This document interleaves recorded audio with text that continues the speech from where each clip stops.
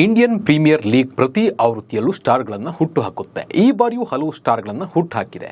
ಈ ಆಟಗಾರರಲ್ಲಿ ಮುಂಚೂಣಿಯಲ್ಲಿ ಕಾಣುವ ಆಟಗಾರ ಲಕ್ನೋ ಸೂಪರ್ ಜೈಂಟ್ಸ್ ತಂಡದ ದಿಗ್ವೇಶ್ ರಾಥಿ. ತನ್ನ ಲೆಗ್ ಸ್ಪಿನ್ ಮೂಲಕ ಎದುರಾಳಿಗಳನ್ನು ಕಾಡುವ ಈ ಯುವ ಬೌಲರ್ IPLನಲ್ಲಿ ತನ್ನ ಸೆಲೆಬ್ರೇಷನ್ನಿಂದಲೇ ಸುದ್ದಿಯಲ್ಲಿ ಇರ್ತಾರೆ.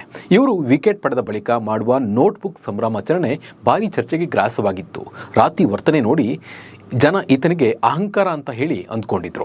ಆದರೆ ಈಗ ಲಕ್ನೋ ಸೂಪರ್ ಜೈಂಟ್ಸ್ನ ಬೌಲರ್ ದಿಗ್ವೇಶ್ ರಾಥಿ ತಮ್ಮ ಆಟದ ಮೂಲಕ ಎಲ್ಲರ ಮನ ಗೆದ್ದಿದ್ದು ತನ್ನ ತಾಕತ್ತು ಏನು ಅನ್ನೋದನ್ನು ತೋರಿಸಿದ್ದಾರೆ. ಬನ್ನಿ ಈ ಬಗ್ಗೆ ತಿಳ್ಕೊಂಡು ಬರೋಣ. ನಾನು ನಿಮ್ಮ ಶಿವರಾಜ್ ಬಾಣಂಕಿ.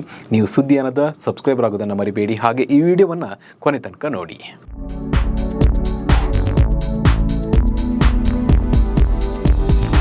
ದಿಗ್ವೇಶ್ ರಾಥಿ ಲಕ್ನೋ ಸೂಪರ್ ಜೈಂಟ್ಸ್ಗಾಗಿ ಆಡ್ತಾ ಇದ್ದಾರೆ. ಆರಂಭದಲ್ಲಿ ಇವನ ಬಗ್ಗೆ ಜನಕ್ಕೆ ಒಳ್ಳೆಯ ಅಭಿಪ್ರಾಯ ಇರಲಿಲ್ಲ. ಒಮ್ಮೆ ಇವರು ವಿಕೆಟ್ ಕಬಳಿಸಿ ಸೈನ್ ಹಾಕೋ ರೀತಿಯಲ್ಲಿ ಸೆಲೆಬ್ರೇಷನ್ ಮಾಡಿದ್ರು. ಕೆಲವರು ಇದನ್ನು ಅತಿಯಾದ ಮನೋಭಾವ ಎಂದು ಹೇಳಿ ಭಾವಿಸಿದ್ರು. ಈ ಕಾರಣದಿಂದ ಈತನಿಗೆ ಒಂದು ಪಂದ್ಯದ ಶುಲ್ಕವನ್ನು ಕಡಿತವಾಯಿತು. ಎರಡನೇ ಬಾರಿ ಕೂಡ ಇದೇ ತಪ್ಪನ್ನು ಮಾಡಿದ್ರು.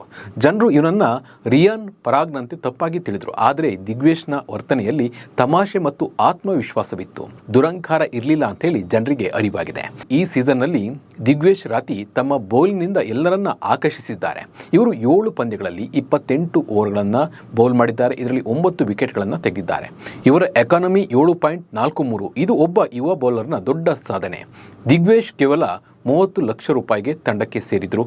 ಈ ಮೊತ್ತಕ್ಕೆ ಇಂಥ ಪ್ರದರ್ಶನ ನಿಜಕ್ಕೂ ಗ್ರೇಟ್. ದಿಗ್ವೇಶ್ ಆರಂಭದಲ್ಲಿ ಅತಿಯಾಗಿ ವರ್ತಿಸಿದ್ರು. ಇವನ ಆಟದಲ್ಲಿ ಗಂಭೀರತೆ ಇದೆ. ಇವನ ಬೌಲಿಂಗ್ನಲ್ಲಿ ವೇಗ, ನಿಯಂತ್ರಣ ಮತ್ತು ಚಾಣಾಕ್ಷತನ ಇದೆ. ಒತ್ತಡದ ಸಂದರ್ಭದಲ್ಲಿ ಕೂಡ ಶಾಂತವಾಗಿ ಆಡ್ತಾನೆ. ಕೆಲವು ಪಂದ್ಯಗಳಲ್ಲಿ ದೊಡ್ಡ ಆಟಗಾರರ ವಿಕೆಟ್ ತೆಗೆದಿದ್ದಾನೆ. ಇವನ ತಮಾಷೆಯ ವರ್ತನೆ ಹಿಂದೆ ಒಂದು ಆತ್ಮವಿಶ್ವಾಸ ಇದೆ.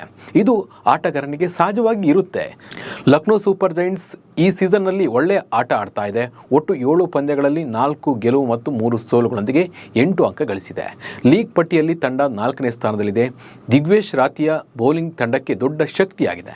ಇವನ ಜೊತೆಗೆ ರವಿ ಬಿಷ್ಣೋಯ್ ಮತ್ತು ಶಿವಂ ಮಾವಿ ಕೂಡ ಚೆನ್ನಾಗಿ ಬೌಲಿಂಗ್ ಮಾಡ್ತಾ ಇದ್ದಾರೆ.